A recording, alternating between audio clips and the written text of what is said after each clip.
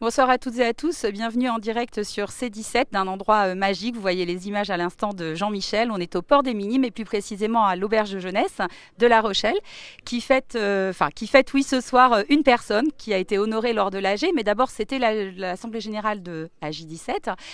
Vincent Pedeluc, vous êtes le président d'AJ17. C'est un mouvement ancien, les auberges de jeunesse, mais c'est un mouvement encore très dynamique. On l'a vu ce soir le temps de votre AG. Qu'est-ce qui fait justement que ce mouvement est encore aussi dynamique après autant d'années ? Merci Christelle, déjà de cette présentation. Je pense que ce mouvement reste dynamique parce qu'il porte des valeurs universelles et intemporelles. Le partage, la laïcité, permettre à des jeunes et aux familles et aux moins jeunes, à toutes les personnes, quel qu'elles soient, leur handicap, leur couleur de peau, leur religion, de voyager, de la mixité, de visiter de nouveaux endroits, de s'ouvrir. C'est vraiment notre modèle.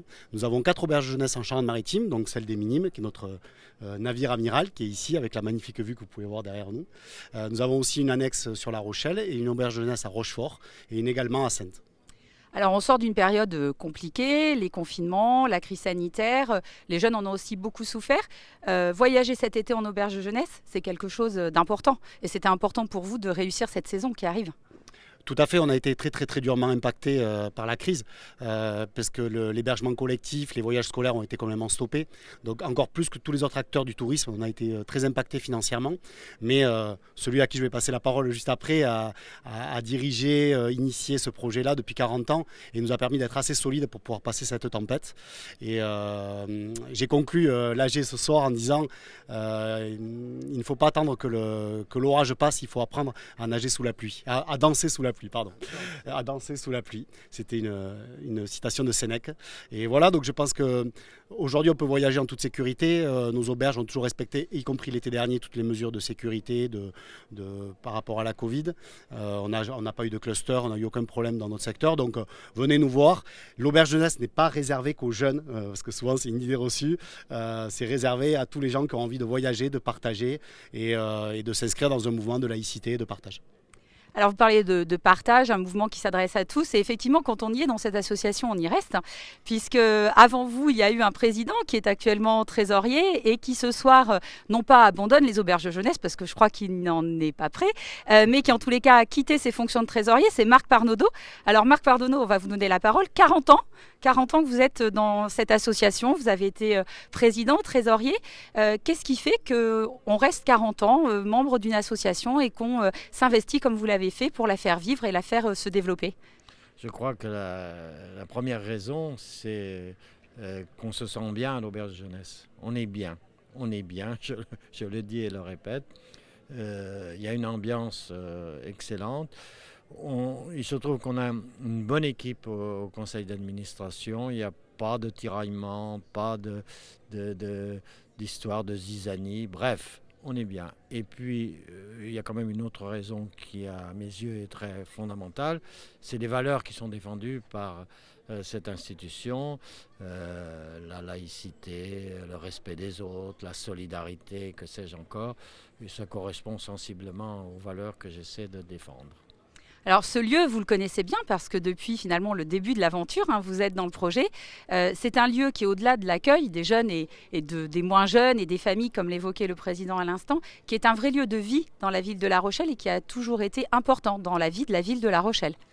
Oui, tout simplement parce que nous accueillons, je crois que c'est quelque chose comme 10 000 jeunes chaque année, ce qui est quand même relativement important. Nous réalisons 35 000 nuitées. Et l'emplacement de l'auberge est aussi excellent. Il y a la vue sur la mer, mais en même temps, on n'est pas très loin. On n'est pas très loin du centre-ville. Donc les jeunes qui ne sont pas en groupe, parce que souvent les jeunes en groupe restent entre eux, mais les jeunes individuels eh bien, vont le soir au centre-ville. Et donc l'auberge jeunesse permet aussi de la découverte de la ville de La Rochelle et je trouve ça très bien. Alors ce soir, pour vous rendre hommage, après ces 40 ans d'investissement, il y a différentes personnes qui sont venues vous saluer et saluer votre investissement, dont Maxime Bonneau qui est avec nous. Maxime Bonneau, merci d'être avec nous. Qu'est-ce qui fait justement que ce lieu est si particulier et que ce soir, vous teniez à être là pour saluer l'investissement de Marc Parnaudot ? Alors c'est deux questions. Ce qui fait ce lieu particulier, d'abord, je pense que c'est les valeurs qu'il porte. L'emplacement, bien sûr, Marc l'a dit.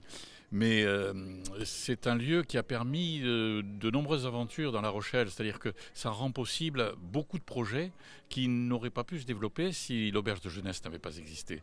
Et être présent ce soir, d'abord parce que Marc est un ami de longue date, et je sais l'investissement qui a été le sien dans tous les projets de l'auberge, parce que l'auberge a évolué, elle a évolué avec son temps. Les chambres ont changé, les conditions d'accueil se sont modernisées, et Marc a toujours été... j'allais dire à la source de cela, non, parce que il a toujours accompagné ce mouvement-là.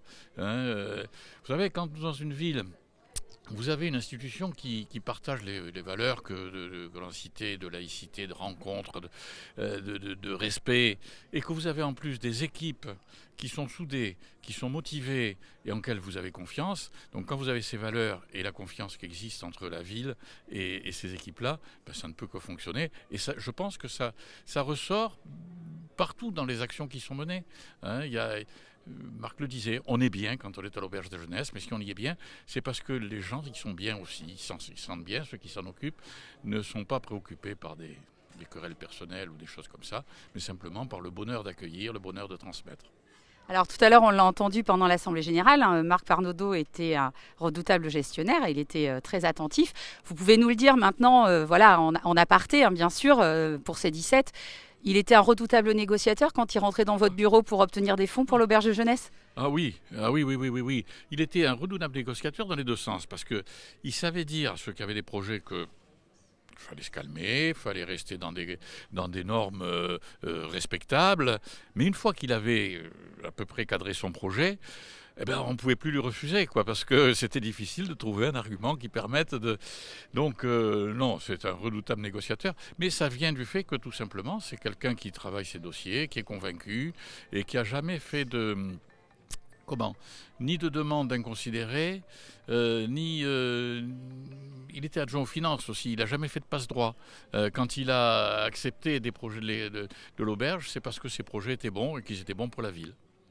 Très bien, écoutez, merci beaucoup à tous les trois. Alors on le dit pour toutes les personnes qui nous regardent sur ces 17, si vous avez envie de voyager, de partager ces valeurs, n'hésitez pas à pousser les portes des auberges de jeunesse et éventuellement même à venir découvrir tous les projets qui ont lieu dans l'auberge de jeunesse de La Rochelle et plus largement, Monsieur le Président, dans les auberges de jeunesse de Charente-Maritime, bien sûr. Et du monde entier. Et du monde entier.